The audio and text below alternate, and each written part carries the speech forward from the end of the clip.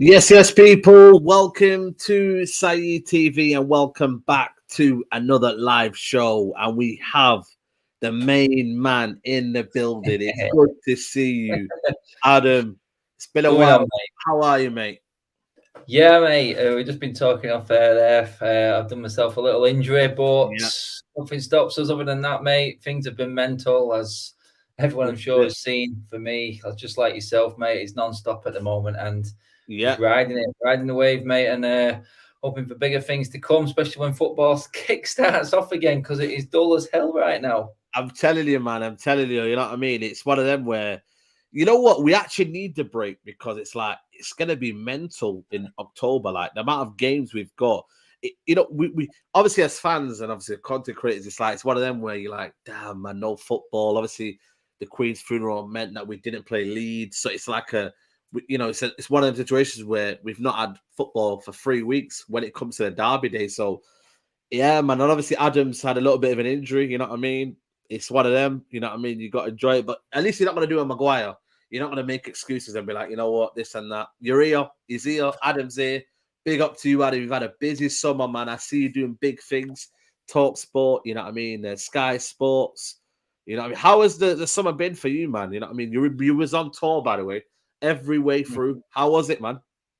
It was an eye-opener, mate. It was, I would say, probably an experience of a lifetime. If you're doing it for the first time like I did, so it all kick-started on the tour, obviously with the United stand, and then we made relations well over there, got in well with a lot of journalists. Obviously, my Sky appearance started from there. And obviously it escalated from there when we got back. But yeah, the tour was crazy. It was great seeing how things actually go down, how it works, how the players are when they're on tour, how the club works, the staff, then how the mainstream media, and it was all the mainstream media, every heavy hitter that there is out there that we all talk about, and we all talk about the tweets and the news that they bring out. They were all there. We talked to them personally. It was just good to see how it all went down. And obviously, I've interviewed a few of them now on United Stand. It's really good insight, and it's just that next level, mate. It's good to see. It's good to learn, and obviously, you want to put them skills in to what you do yourself, and hopefully move on to bigger and better things. And that's what's come from there, mate. No, 100%, man. Ike even said, you know what I mean. Good to catch up with you in Thailand. It's been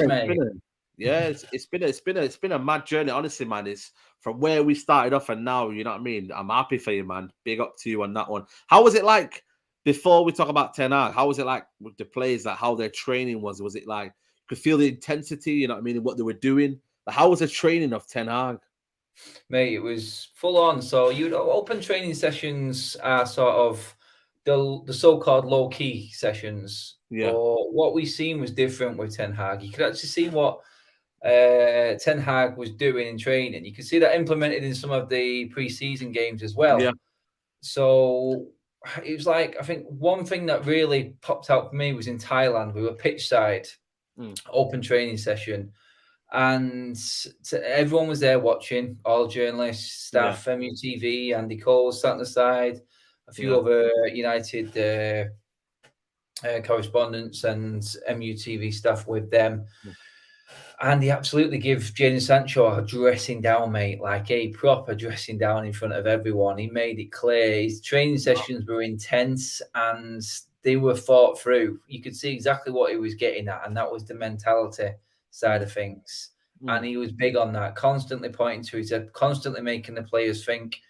And you could see what he did in that one training session that we seen. Obviously, the ones that we didn't see, but that went into that Liverpool game when we won 4-0 in the first pre-season game. You can see what he was doing in sections of training in that game.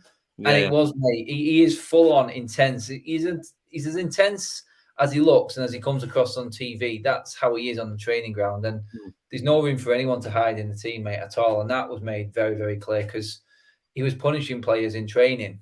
And it was for everyone to see as well. Yeah, it's about time, you know what I mean? Plus now there's accountability, you know what I mean? And you can see that from him. Like, is he actually scary? Like when you know, because I always feel like he's proper, like he's got his guard up. He looks like he's thinking all the time. Do you see like the approach a little bit in terms of, you know, difference in the way his kind of mannerisms are? How did you see his mannerisms?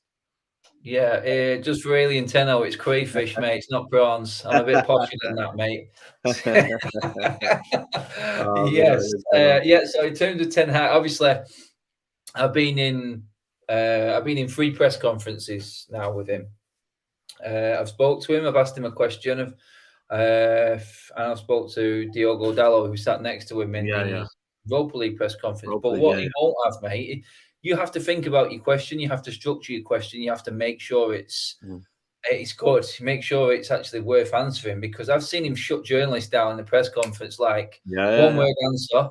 James Robson, BBC, shut him down. 1-2 word answers, and don't mess around. Yeah, the people have stood. The press are like stood there. The news, the journalists are all like, "Okay, right, okay, thanks." Like shocked, like, because you have to give him a proper question, otherwise he's just not going to entertain you. He is intense. He knows exactly what he's doing. We can tell that, but it's like, don't mess around. Don't waste his time, and that's what you have to really think about with Ten Hag, and that not just in the press conferences and you speaking to him and how he is, but that does look like what's coming across on the training ground as well. Don't mess around. Don't waste his time, and you will reap the rewards. And I think we're seeing a few players do that, and I think we're seeing a lot of good interviews that he's give and a lot of good insight. I mean, I spoke to Rob Dawson from ESPN on this week, actually. I think it was Tuesday, and he was saying how Ten Hag gave a very straightforward answer to the January transfer window, just on an open question. He wasn't expected to answer it, but he just did. He came straight out with it, and he said he was shocked. Rob Dawson said he was shocked about how he answered the question, but that's just the type of man he is. If it's a question that he thinks he can answer, he will answer. If he don't think it's worth it, he won't, mate. Yeah, absolutely, man. And you know what? I think that's what I like about him. He's very, very firm. He knows what he wants. And it's about time we have a manager who, again, he's not going to show his ego around. He's not going to show, how Mourinho was a little bit, but kind of like will be like, you know what? I'm here to ask questions about football. I'm not here to talk about, what's going on in the drama that's going on at United and whatnot. I'm here just to talk about football. And that's what, has and he's done. So fair play to him, man. So, but yeah, we have to talk about United and what's going on. I thought it would have been a quiet, time, and all of a sudden yesterday exploded. Today we had the numbers about the revenue and whatnot. What did you make of the quotes? I'm going to bring some of the quotes up regarding the actual what happened today. First of all, let's get the financial results up. So our commercial is up, broadcasting is down, match day revenue up. Because of the lockdown, I'm guessing that would always go up, Adam. You know what I mean? People wanted to spend more. Total revenue up 18%, and then the net debt has gone up by 22%, man. So that is a lot, man. It's just rising up. It's just like they have no way of going that down, is there? You know what I mean? It's just gonna rise, isn't it? It is going to keep going up, mate. It's the only thing that makes that go down is the stock market. So share prices obviously affects the actual debt itself. So when the stock market is affected and the share prices go down, the net debt goes up. That's what's happened. And obviously United are not performing. They're not in the Champions League. Obviously share prices go down, net debt goes up, as seen there. It's going to keep going up and up until United start winning things, to be honest. Yeah, exactly. So, I mean, in terms of the actual debt, like you said there, match day revenue is bound to go up. Obviously, if lockdown, let's not forget, this is going up to June 2022. So before this season, obviously, the wage bill, which was put up there, which was, I think, 384 million. That's not the wage bill that it is now. That's down by about 100 million, I think. Because Pogba's left and so forth. We did get rid of a lot of high earners this summer. So that is down. So you could say that we've got that. But the commercial is up simply because we went to the knockout stages of the Champions League. So that brings its own rewards. That will go shockingly down this season, I think. But then again, you could get match day revenue going up again if we're in more games. Depends on how serious Ten Hag takes out the cups and that. But in terms of finances, I mean, going up to the start of this summer, that's what it was. Can you imagine what it's going to be after this summer's spend? That's what I mean. Yeah, that's what I was going to think. You know what I mean? And we did hear from Richard Arnold and John Murtaugh. We've got a couple of quotes here. In response to Man United's performance last season, we have made important and necessary changes, including new leadership for the men's first team under Eric Ten Hag and strengthen the playing squad during the transfer window. So he obviously he's boasting about that now. He's saying that we made the necessary changes. And he's just kind of highlighting, what was needed after a terrible appointment, really, when you look at it from the Ragnick one. It didn't make any sense, there was no longevity in it. It was, at the end, they let him go. So it was a case of what were we doing? And we could have got a manager after Ten Hag. They waited. Obviously, I'm happy for it, but like I said there, they've talked about that and whatnot. So yeah, that's that bit there. Eddie Taylor saying, "Now, this rate, we are 2 years from going bankrupt." Bloody hell! Imagine that, mate. That'll be a crazy one there. He then goes on to talk about when we last spoke, we set our mission to support our football teams, including delivering titles and trophies that we know we should be competing for. This encompasses football fans, facilities, and financials. It's a good talker, isn't it? You know what I mean? We set our mission. I mean, how long have you been here, man? And you know what I mean? We keep hearing that, like, we want to win titles, but yet every time it just seems like we're so far off it. You know what I mean? It's crazy, isn't it? Like the way they talk.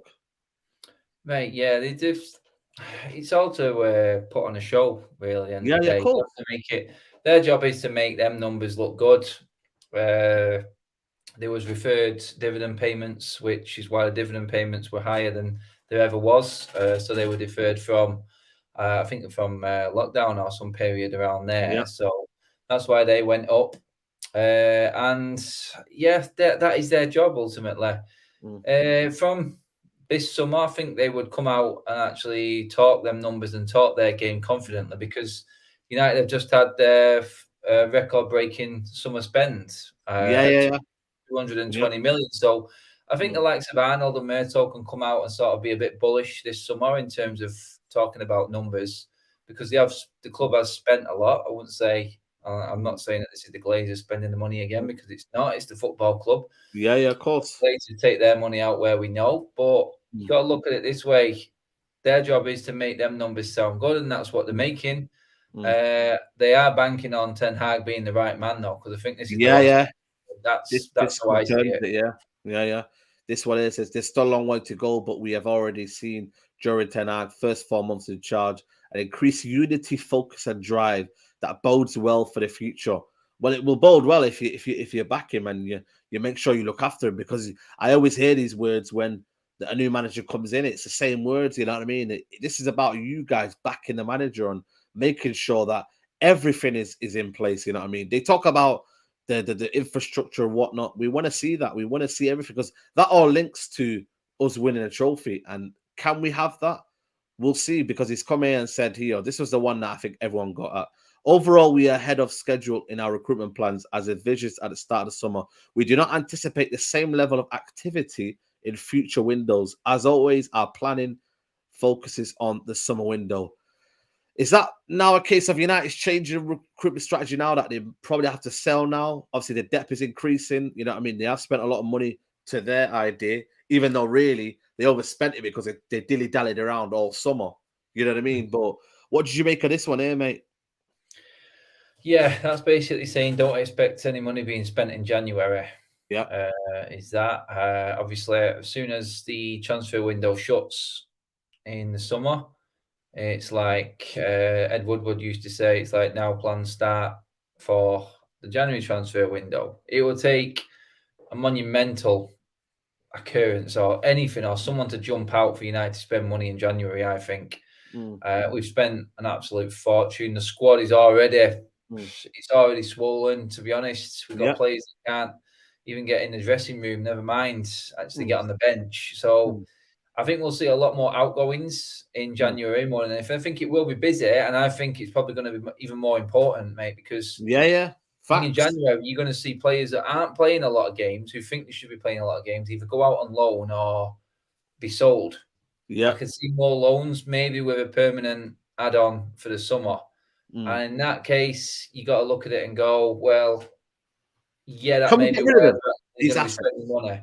I reckon about 100 million spending the summer, mate. That's how I'm looking at it. Yeah, I'm thinking of it as well. The only problem is, if you want to get rid of Maguire, Wan-Bissaka, you're gonna. For me, I know we talk about summer, but the fact that they don't play until the summer, I don't know if it decreased their value. Why not able to get rid of them in January when maybe clubs are desperate for a centre back? They get injuries. Look at Newcastle, for example. They might get a couple of injuries. I think, you know what, we might want to invest in Maguire. You don't know how other people perceive players nowadays, but in a back three that they might play, some clubs might play a back three. They might want Harry Maguire, Wan-Bissaka.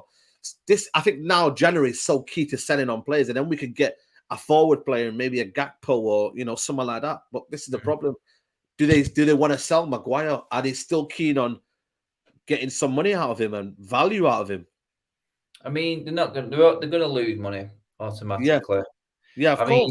mean, you player's value is judged on his contract. So you could say if a player goes to the end of his contract, or if say Maguire goes down 3 years, 4 years into his 5 or 6 year deal, you get to the fourth year of that deal, and we sell him for what, 30 million, something like that. Then that's, for the businessman of the football club, that's breaking even because you've had 4 years out of that 80 million pound sale. So what is the value of the player unless he's gone on to something major?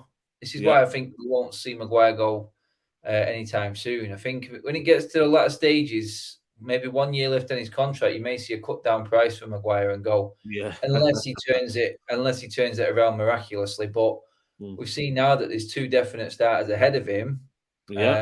So that's never happened to him while he's been at Manchester United. When he's been fit, he's played. So this is the difference now, and this is the Ten Hag factor. So Harry Maguire definitely he's going to be looking at possibilities to go elsewhere a lot more than what he would have, say, last season. Naturally, that happens with a lot of players. You've got to be thinking, right, okay, is this going to affect my place in the World Cup squad? Yes.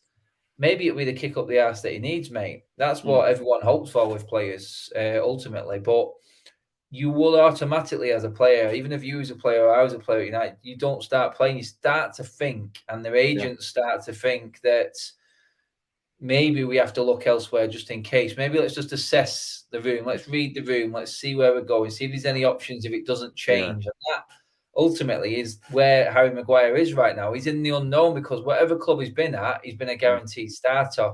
This is his first season. Where he's not had that. So it's a big change, and it is a big stage in his career now for Harry Maguire. This is his crossroad.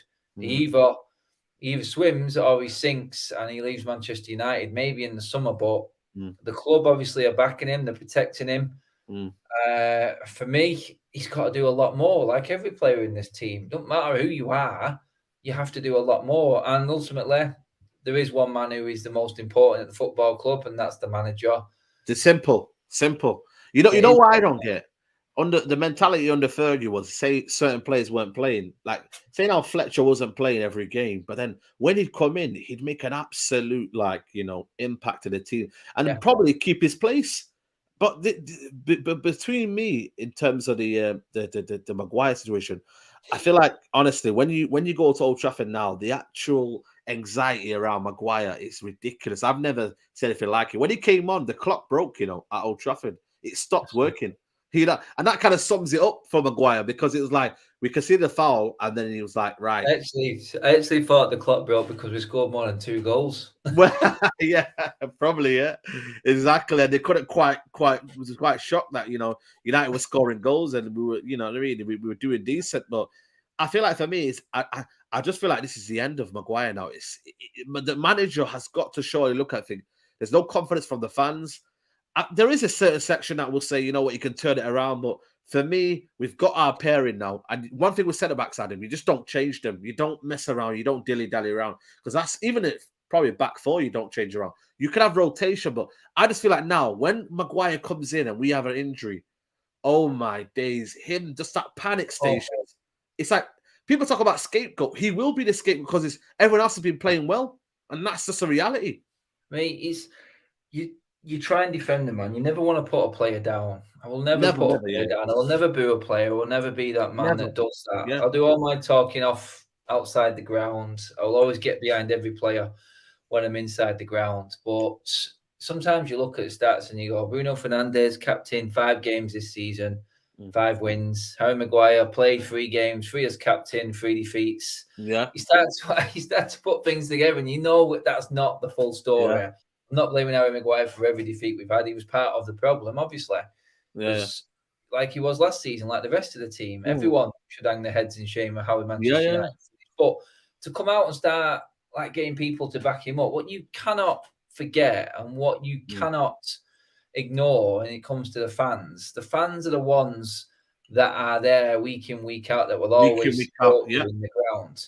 The fans are the ones that have just witnessed you walk past them on the pitch without applauding them, game after game after game, after the worst season in Premier League. You were there, most of them. I was there for every single game. Yeah. And do you know what, mate? The attitude of the players was shocking last season. I went in on them big time, but you cannot forget what the fans endured the previous season. And yeah, you can win them round. This is what fans are. We're not like the important men of the club making the big decisions. We're not the superstars on the pitch, but without us, these guys are nothing. They're absolutely nothing. Simple. So when they get criticism, forget the personal stuff and the abuse and everything like that. That's out of order, and that shouldn't even be a part of the game. But the way social media is, it's just what it is. The players, I think it was Mark was saying before, players need more protection and need to know more before they head into this social media world. It is the way the world works right now, and they need to know. And you've got to expect what's coming their way, especially when you have a shocker of a season, the worst in the club's history. You've got to expect a little bit of comeback, and we want every single one of them players to turn it around. Some fans won't even say that they deserve a chance after what they did and what they witnessed last season. I see fans trying to get on the pitch, mate. Trying to go players. This is how bad it was, and it was toxic last year. There. It's still there, Saeed, mate. But they can turn it around. They just have to show more. It's all right clapping when you've won, but come and show some appreciation when it doesn't quite go well. But one thing I will say, mate, is that Ten Hag has definitely made that connection again. Yeah. With the fans, and he's made the players connect with the fans again. And what we need to do is back Ten Hag more.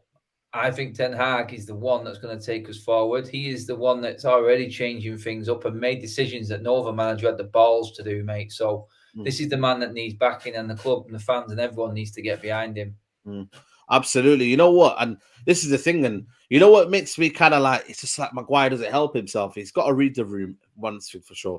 But Ten Hag made some rules, you know what I mean? And one of the rules was you come to me if you have a problem. And then that leaking out now to kind of ESPN, Mark Ogden, I think it was, just no favors for him. Like, what are you doing? Like, are you in your right mind to kind of go leak something out? And he can say, well, it's not me. But then, was it you when you, like the post on Lad Bible, apparently it was a social media team. You're the footballer. It's your career. Why are you letting people ruin your career then? You know what I mean? Like, why? This is it. I mean, the media are, like I said, I learned a lot on how the media work and everything like that. The media, and doing that interview, and Mark Ogden doing that interview, he's trying to help Harry Maguire. Do you know what I mean? He's actually helping him. He's trying to put the full picture across, because you don't always see the full picture. You don't see the ins and outs, and there's ways to do it. The ways to do it is holding your hands up and accepting that you have underperformed. Yeah. You have not played to the best of your ability. The way that you get around it is actually on tour, not avoid all interviews as a club captain. Yeah. It's all right walking on the pitch and taking the armband off Bruno Fernandes and staking your claim, but where are you in the interviews? Where were you after the games? Where were you on tour? You're representing the football club, but we didn't get one interview. We didn't get him doing anything on tour. He didn't want that accountability, though. That accountability of, you know what, you know, he kind of post these, but you can't front up to it. You can't. This is it. This is the problem you've got. And then you've got to look at what he thinks the fans should be like towards him. We don't know, because he's not speaking. It's like, he comes across like he feels a bit hard done to. I heard someone say today on the radio, and it was the radio representative who said it. He said that is it bad that the way the football club has treated? Is it bad how Manchester United have treated Harry Maguire? I'm like, what? I say that again. Yeah, the fans are one thing, but you cannot blame Manchester United for the way that Harry Maguire has been treated. How have the club ill-treated Harry Maguire. Manchester United haven't treated Harry Maguire bad. Manchester United have looked after Harry Maguire. They've protected him and they've given him every opportunity. I'm not even going to get into wages. That's not even the point I'm getting at. We're talking about a status here at a football club, one of the biggest in the world. Captain. And this football club has protected Harry Maguire all the way.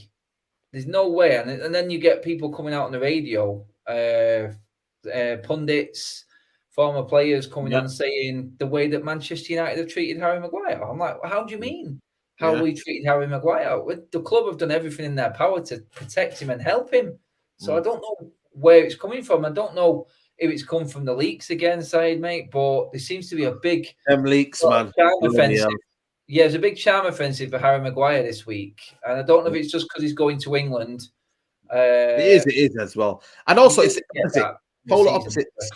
Yeah, it's a polar opposites, though. When you get a lot of criticism, naturally, to get the different side of the view and to get that bit of warmth, you know what I mean? Someone else might give a different point of view, and then it's always opposites always attract. And I feel like for me, it's part and parcel, and so that's why I just feel like we're at crossroads now. And Ten Hag, you know what I mean? Unless he says, but for me though, Adam, it's like you're gonna get a lot of bad eggs now that are not happy for the players. We don't have Shaw might come out in a couple of weeks and say, well, I feel like I should be playing, or you might get Brandon Williams now coming out and talking. You know, after the boxing match, you know, Channel 5, he was at the boxing match in Bolton and he was talking to the media when really, Man United, I'm sure, don't allow players to talk to unless they got permission.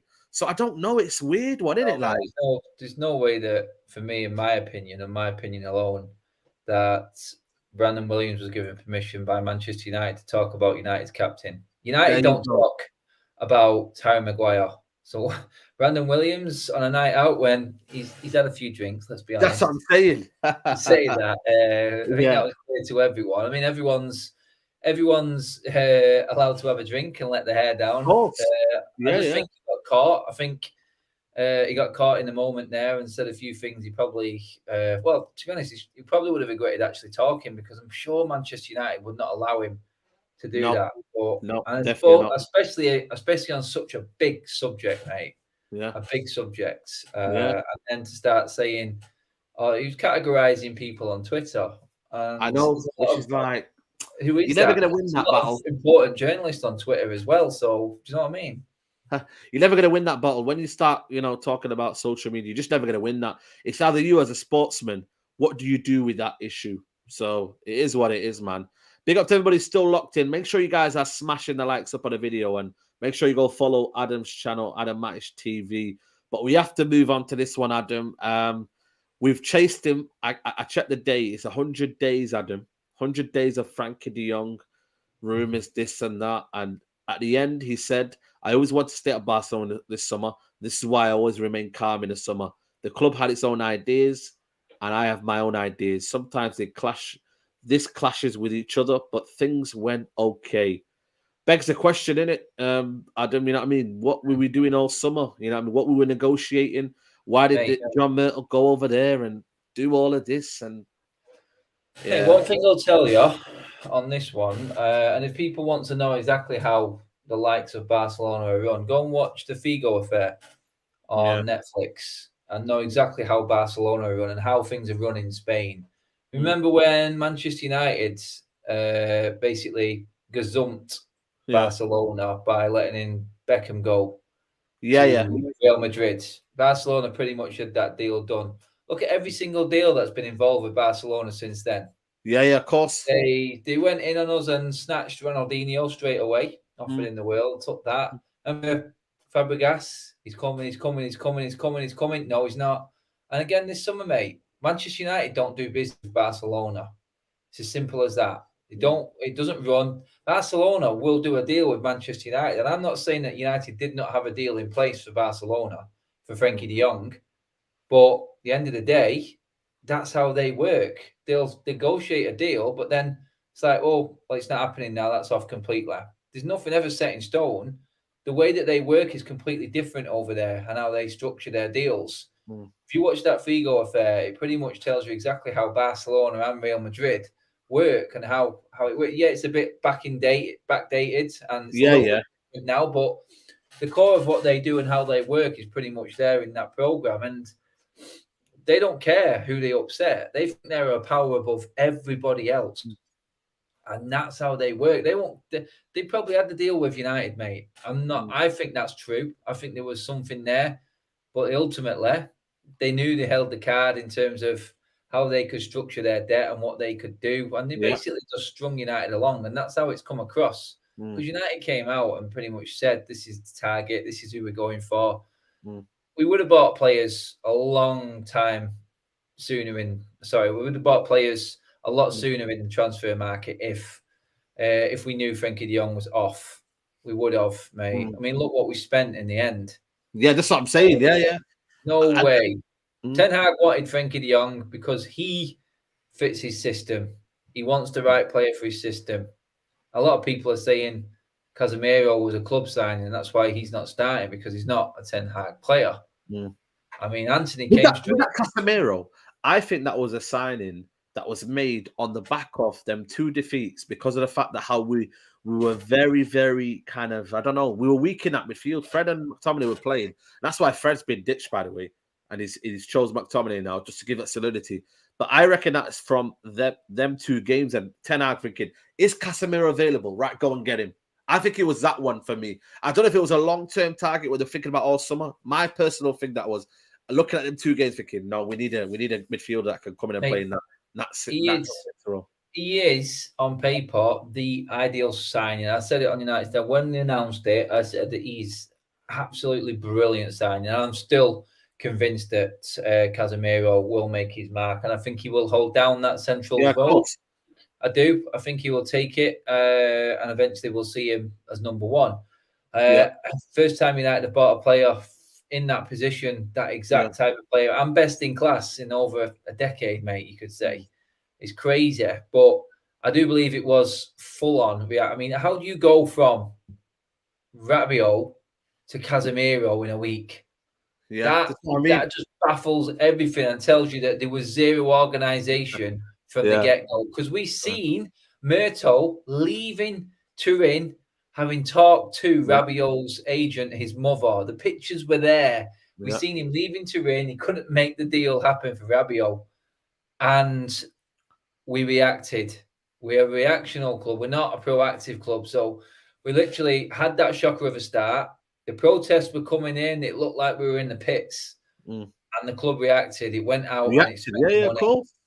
And you know what? To coincide with that, to make all the summer look half decent, Ten Hag turned it around, and we ended up finishing the window on the heels of Manchester City, having had a bad start in the Europa League, yes, but turned that around. And 4 wins in a row for the first time in 2 years in the Premier League with the signings we made on a record summer spend. So everyone's like, whoa, hang on a minute, it all looks rosy all of a sudden. But 3 weeks before, Saeed, it was Rabiot and Arnautovic, and we were going down the Swanee.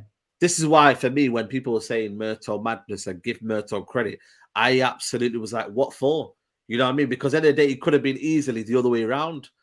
Thankfully, he didn't. And you know what? A lot of it, like I said, you have to give credit to Ten Hag as well, because he could have easily thought, you know what? But he made us so difficult to beat and organize and whatnot. You know, when the Glazers leave you alone, like, we actually got the full value of Ten Hag and what his like playing style was, and the fact that, you know, we were very difficult to beat, and we had a game plan for these games. We could have easily said, you know what? We don't have Anthony for that game there or this game there. We could go into the Liverpool game, feel a bit sorry for ourselves that we don't have a striker up front. But tonight I was like, you know what? We'll make sure we know what we're doing.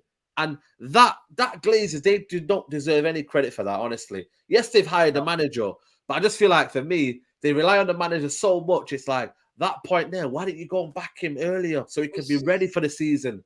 You know? Mate, when you put all the facts down, from the finish of last season, shocker, worst season in United's history in the Premier League. From that moment to the window shutting on September the 1st, United's best window in Premier League history for everything that happened. The tour, the manager selection that we got, that was important. We got the right man. We got the players we needed. Yeah, we probably needed a few, but we know we can't buy everyone in one window. for me, this was the best window in Manchester United's Premier League history post Sir Alex Ferguson, because the decisions were right. How we got there, then that's the big debate. That was ridiculous. But when you look at it, look at the people we bought, look at what the changes have been made from what we've seen in the team, and look at the players that have been brought in for the positions that have been brought in, and it is everything that we wanted.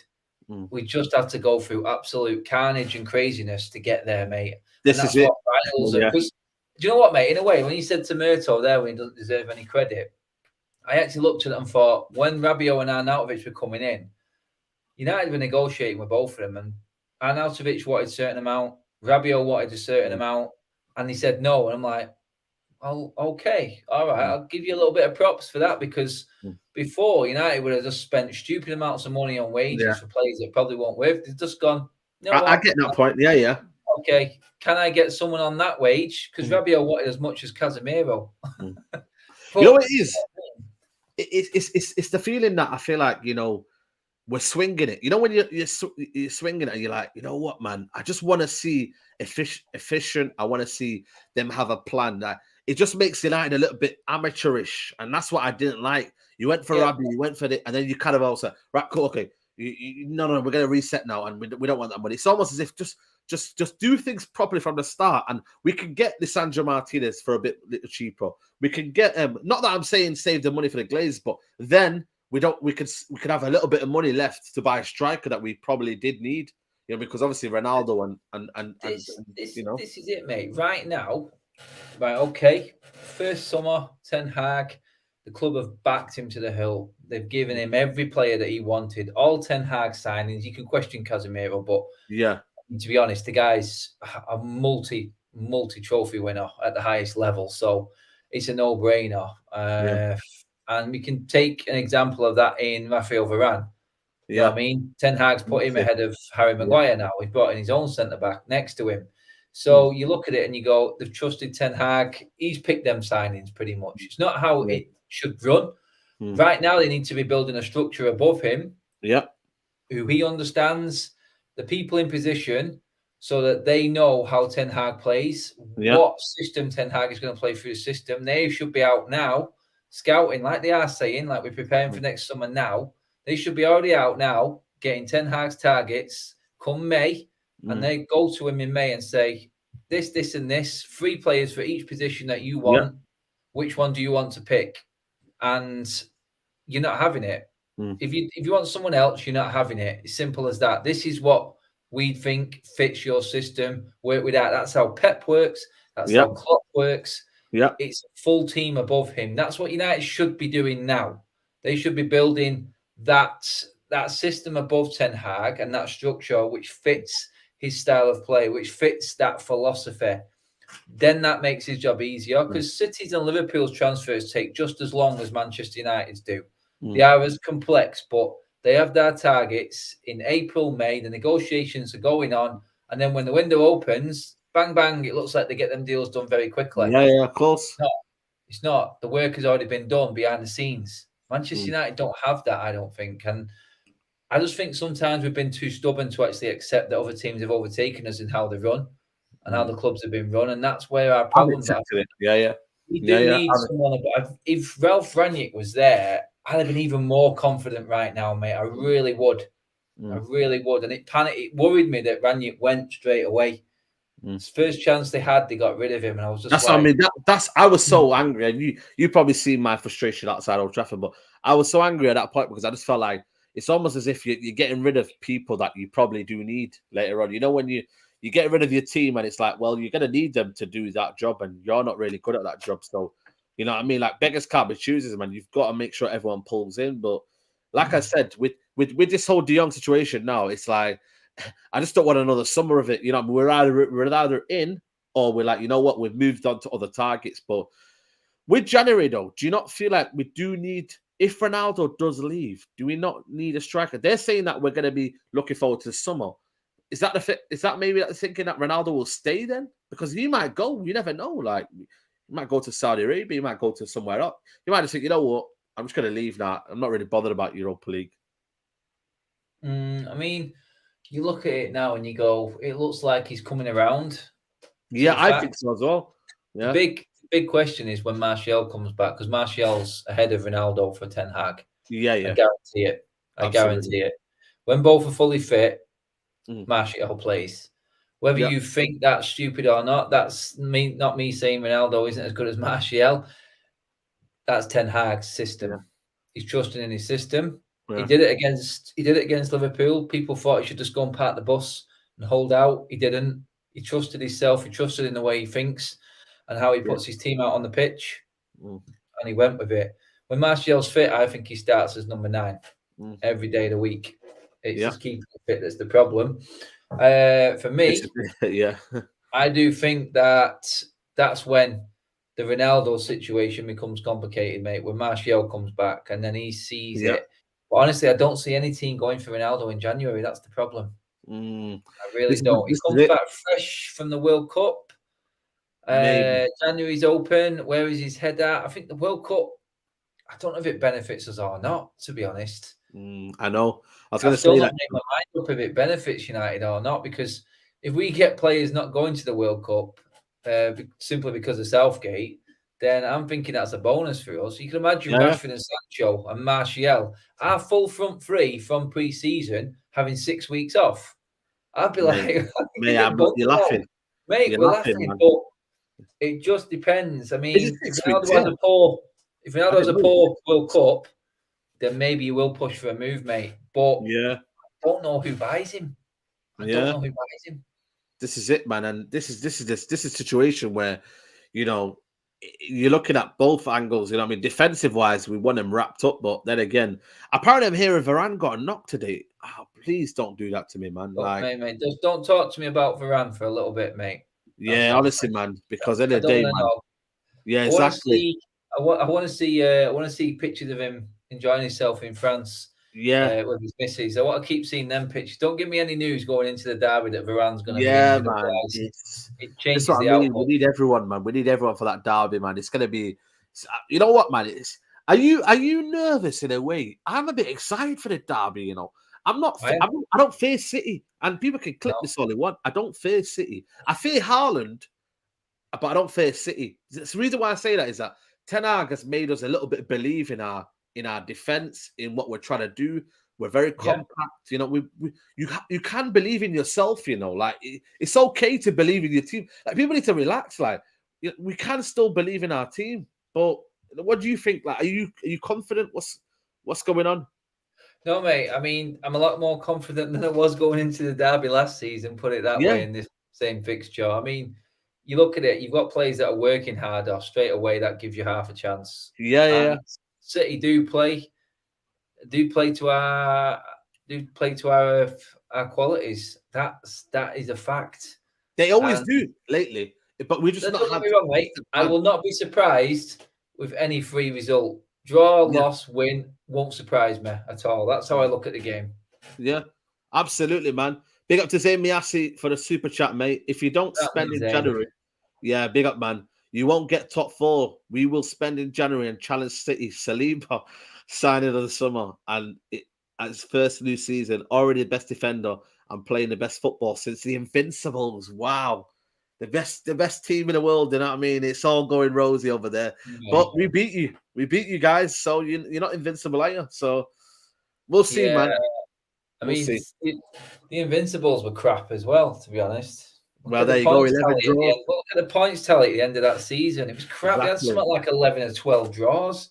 Yeah, that Chelsea team was probably better, I think. The 0-4-5 team were better. A low-key opinion, I think the 0-4-5 team were better. That's just my own opinion.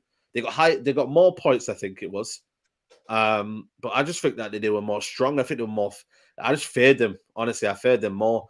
But yeah, exactly. And Saliba got owned, mate, at OT. Did you see it? He was on the floor, mate. But Saliba was shocking at Old Trafford. He was absolutely crap. Yeah. But we've got a game plan, though. We've got a game plan. Anthony on the right gives us a bit down. I just want Martial to hold up the ball, and then our wingers can go bomb on. This is what I want to see, man. And then obviously the rise of McTominay. You know what I mean? It's, you know what? Yeah, remember that game where The last time when I think McTominay was doing good, was that day when we played Norwich, and I gave him a 9 out of 10 in that game. Was it a 10 out of 10 I gave him at Norwich? And then we was all laughing, player ratings.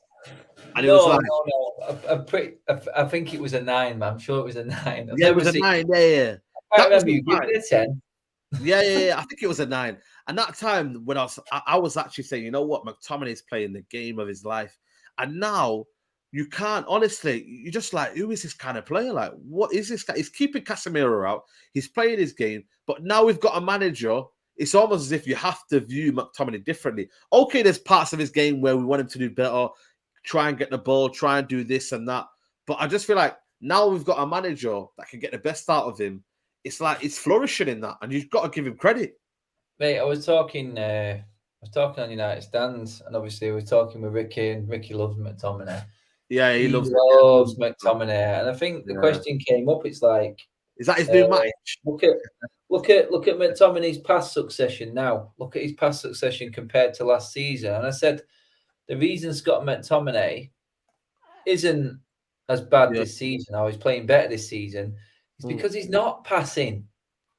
It's because he's not. It's because he's doing the simple things. He's not trying to be a player. He's not. He's winning the ball back. He's giving it simple. He's giving it to an Eriksen, a Bruno, where they do the damage.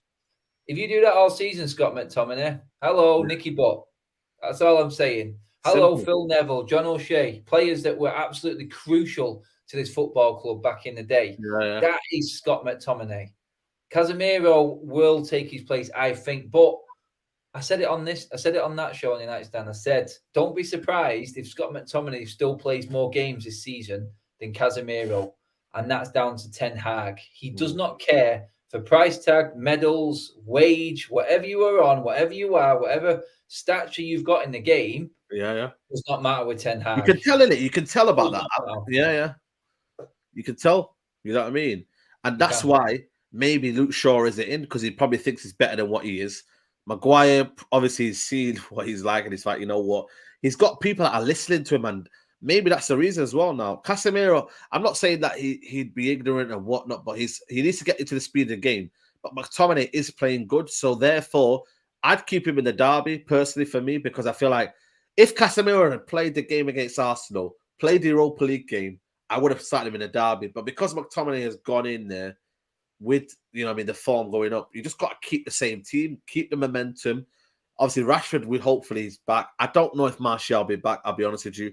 I don't think he'd risk him as well. But keep that same team, and then hopefully we can get a result there. But life is good, man. We're just playing good football. And for me, I'm just so happy about this defense, Adam, because I'm always on the East stand here, and I'm David De Gea is in front of me, and I'm always looking at that line and thinking, oh my God, I'm petrified. Now there's nothing coming past there. Like, we are so solid at the back. It's absolutely crazy, isn't it? Like, it's mad. Mate, it's brilliant that we're actually going to get through a season. It looks like with David De Gea wasn't going to be the player of the season, and that tells you everything.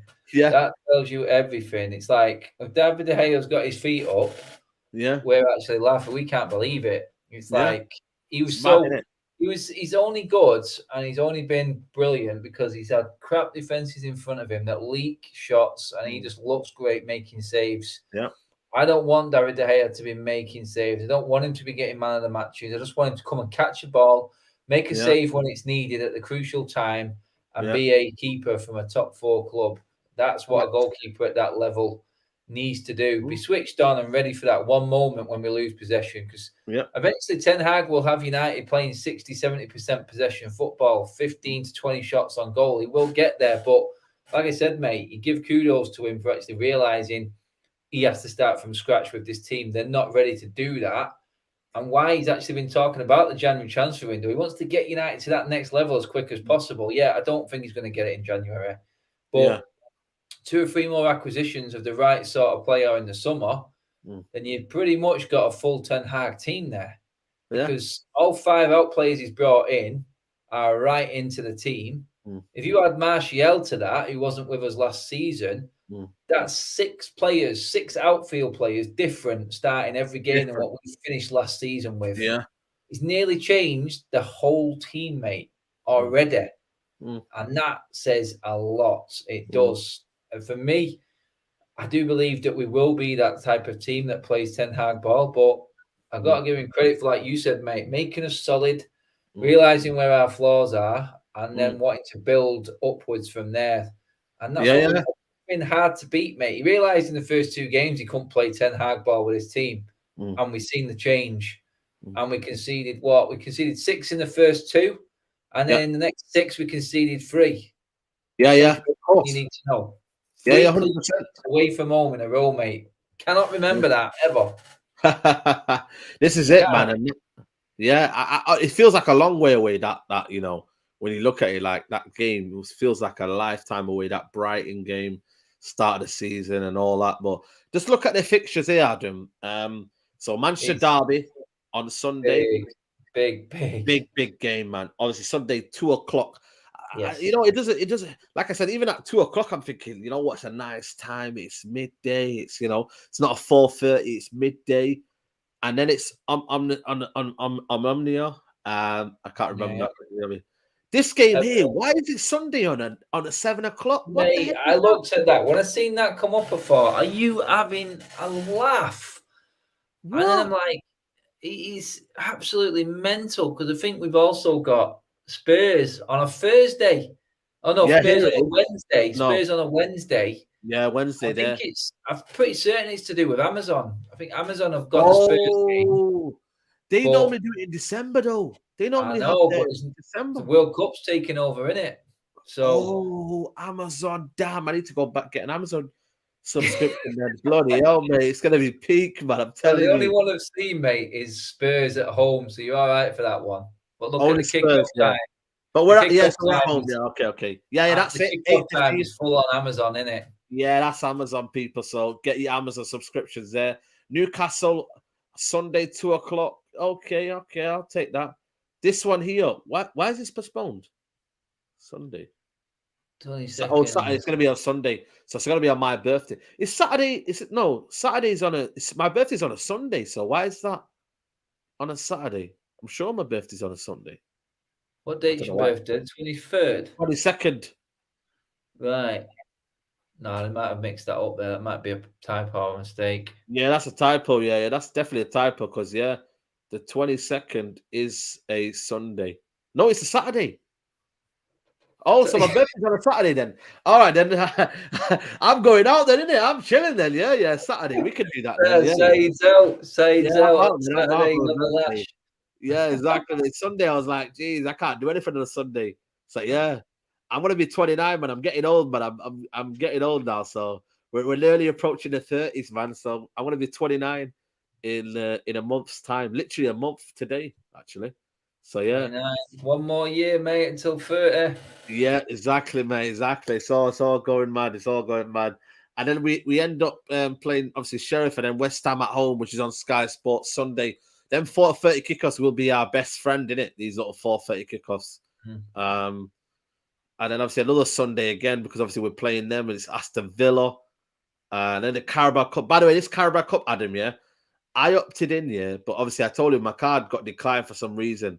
And then they had to do it. And they said, if you don't do it, you're going to miss the Tottenham game. So they're on it, man. They're proper on it this season. I can't lie to you. And then Fulham away for the last game. Fulham away. 6-week break.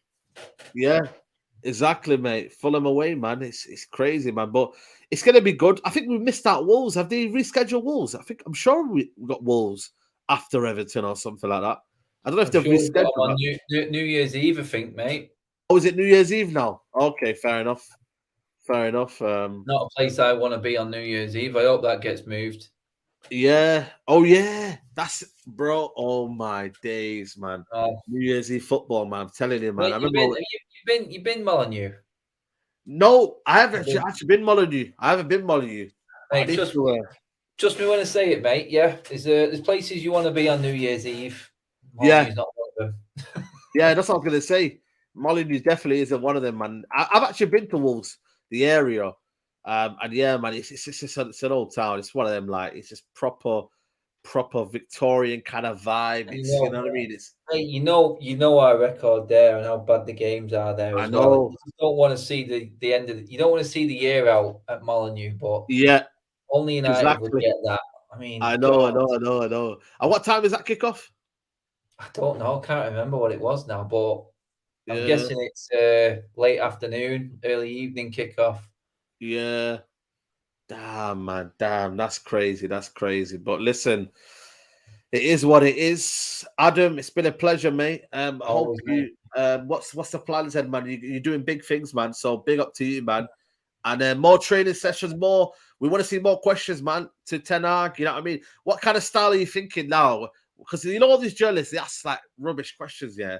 But I feel like the way you asked Dallo that question, man, that was proper spot on, man. So fair play to you, man. That's it. You know what I mean? About doing your research and Yeah. getting ready, mate, being prepared. That's what it's about. But yeah, we'll be. I think we've got another 2 press conferences, maybe 3 before the year ends, mate. So stay tuned for them. Yeah, man. Absolutely, man. So bear up, man. Make sure you go follow Adam on his socials. We're still waiting on the Man City tickets. So anyone out there, man, get the Man City tickets. I want to be at the derby this year. I feel like last year it hurt me, man. At home, 4-1, the watch along. It wasn't great, man. You know, if I'm gonna get the pain of Haaland, I'd rather watch it live. You know what I mean? At least then you be able to walk it off, mate. Yeah, exactly. Walk it off home because honestly, probably if I walk it home, it'll be about 40 minutes. So I'd rather just walk it home, man. You know what I mean? Big up to Caroline in the chat. Adam, New Year Eve. No. So yeah, it's a funny one. But people, make sure you guys like the video. Look out for the channel tomorrow. I might be doing a special video tomorrow. So look out around midday for the channel. Got some content coming up. And then hopefully the Mank Talk tomorrow as well. Me and Lewis will be live. So make sure you check out for that one. And yeah, man, just keep supporting the channel. Leave a like on the video if you can. Like I said, subscribe to Adam's channel. And yeah, we're out.